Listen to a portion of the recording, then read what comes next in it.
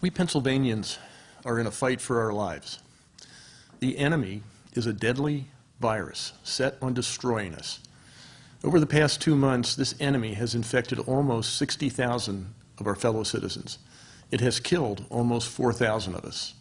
These are our loved ones, our friends, our neighbors. It has threatened to overwhelm our healthcare system, and it hasn't finished with us yet. Still, over this past weekend, some have decided to surrender to this enemy.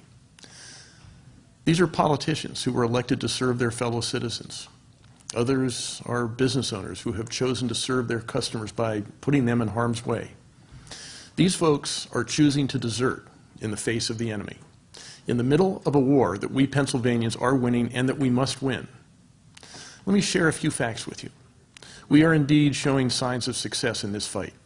We have begun to flatten the curve of infection at many parts of the Commonwealth, which is why 24 counties have already moved into the yellow zone, and 13 more will move into the yellow zone on Friday. That's over half the counties in the Commonwealth. Meanwhile, we have bought valuable time. This means we have not overwhelmed our healthcare systems.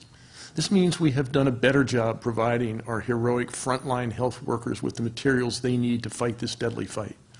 This means we have given our economy the time to increase the supply of tests to improve our chances to one day beat this enemy. But the fight is not yet over, and this is not the time to give up. We have fought this deadly enemy in the best way we can. This war has called on every single Pennsylvanian to fight, and we have, heroically.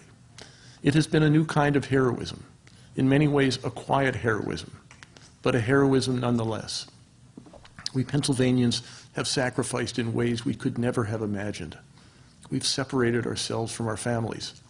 We've isolated ourselves in our homes. We have shuttered our businesses. We have closed our schools. These heroic acts deserve to be met not by surrendering, but by staying the course. And that's what I intend to do. To those politicians who decide to cave into this coronavirus, they need to understand the consequences of their cowardly act. The funding we have put aside to help with fighting this crisis will go to the folks who are doing their part. And that includes our CARES Act funding, which will be used to support counties that are following the orders to prevent the spread and the medical communities who are treating patients. However, other discretionary funding won't go to counties that put us all at risk by operating illegally. To the politicians urging businesses to risk their lives and to risk the lives of their customers or their employees by opening prematurely, they need to understand that they are engaging in behavior that is both selfish and unsafe. You business owners, these politicians put you at risk of losing your health department certificate. They put you business owners at risk of losing your liquor license. They put you business owners at risk of losing your certificate of occupancy. All of these depend upon your doing everything you can to keep your patrons safe. And by opening before the evidence suggests you should, you're taking undue risks with the safety of your customers.